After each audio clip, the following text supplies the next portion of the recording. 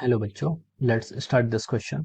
So this question says the position of a particle as a function of time t is given by xt is equal to at plus bt square minus ct cube, where a, b and c are constants.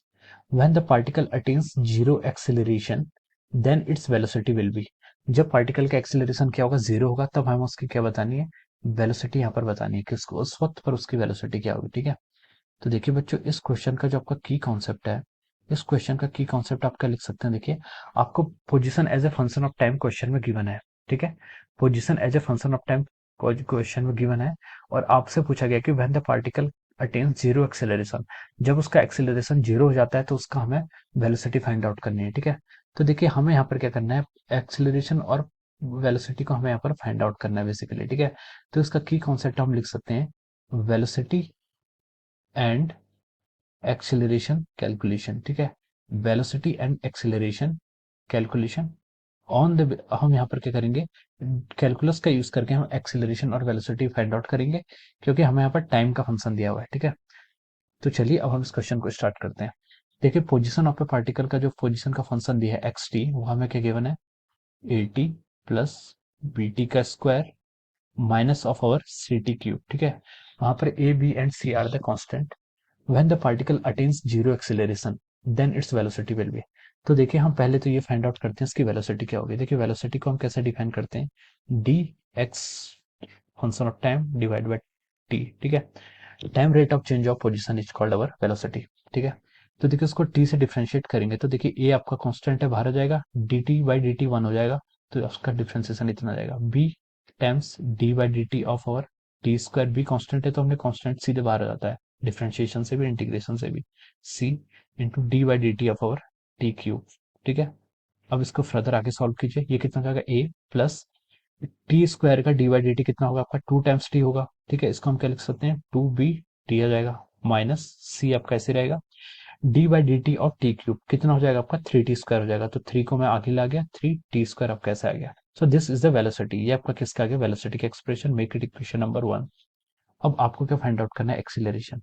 Acceleration होता है आपका rate of change of velocity. ठीक है, single differentiation of time, differentiation of velocity with respect to time, या फिर double differentiation of position with respect to the time. ठीक है, ये आपका एक्सीलरेशन हो जाएगा।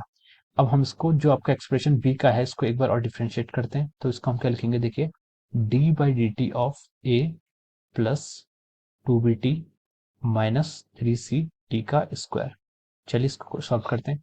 ए क्या है, कांस्टेंट है, तो उसका टाइम के रिस्पेक्ट में डिफरेंशिएशन जीरो, फिर आपका टू बी टी का डिफरेंशिएशन कितना आएगा, टू बी आ जाएगा, D T by D T से वन हो जाएगा, माइनस थ्री से आपका क्या है, कांस्टेंट है, into D by D T of T square, वो कितना आएगा आपका, टू टी आएगा, तो इसको टू से मल्टीप्लाई कर लेंगे आगे, और टी आपका इधर आ जाएगा। ठीक है, अब इसको हम देखिए क्या लिख सकते हैं, two B minus six C T, it is equation number two. ये आपका क्या आ गया, इक्वेशन नंबर टू आ गया। ठीक है, अब देखिए आपने यहाँ पर वेलोसिटी भी फाइंड आउट कर ली और यहाँ पर एक्सेलरेशन भी फाइंड आउट कर लिया है।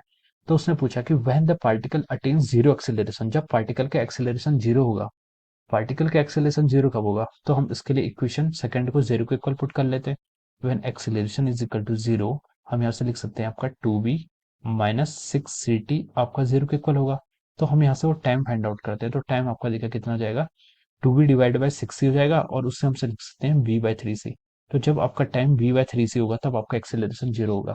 तो उसने क्वेश्चन में यही पूछा कि when the particle attain zero acceleration, जब पार्टिकल का एक्सेलरेशन जीरो होगा तब हमें वेलोसिटी बतानी है।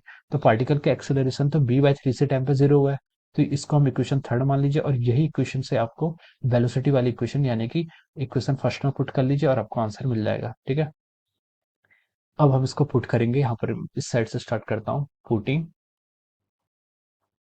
Value of time, putting value of T in equation one, equation one में आप इसकी वैल्यू को पुट कर दीजिए। ठीक है, तो देखिए वेलोसिटी हम कैसे डिफाइन कर रहे थे, यहाँ पर ए, इक्वेशन वन को ही मैं दोबारा से लिख रहा हूँ, A plus two B T minus three C into T का स्क्वायर, और यहाँ से अब वेलोसिटी आ जाएगी A plus two B into time, time कितना है आपका बी बाई थ्री सी, इसको हम लिख सकते हैं B by three C minus three C into B by three C का square, B by three C का स्क्वायर हो जाएगा। ठीक है, अब यहाँ से वेलोसिटी कैलकुलेट कर लिए, कितने आएगा, A plus two B into B कितना हो जाएगा आपका, टू बी का square divide by our 3c minus 3c ऐसे ही रहेगा into of our B square divide by 9c square हो जाएगा। ठीक है, 3c का स्क्वायर।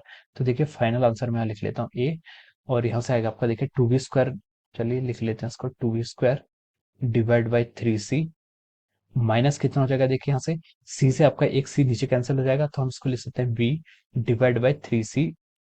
ठीक है, b डिवाइड बाई 3c हो जाएगा, एक c से आपका c स्क्वायर कैंसिल हो गया। ठीक है, तो आपकी वेलोसिटी यहाँ से आ गई आपकी a plus B square by 3c, ये आपका क्या हो जाएगा, आंसर हो जाएगा फाइनल। ठीक है, तो देखिए ये आंसर आपको ऑप्शन सी में गिवन है। किस में गिवन है, ऑप्शन सी में। तो हम बोल सकते हैं कि ऑप्शन सी क्या हो जाएगा, इसका करेक्ट ऑप्शन हो जाएगा। ठीक है, फाइनल आंसर क्या आ गया आपका, velocity equal to A plus B square by 3 से कब आए, जब आपका एक्सेलरेशन 0 था। तो हम लिख सकते हैं कि option C is correct. Option C क्या होगा आपका करेक्ट ऑप्शन होगा। Okay, so I hope you all understood this concept. All the very best and thank you so much.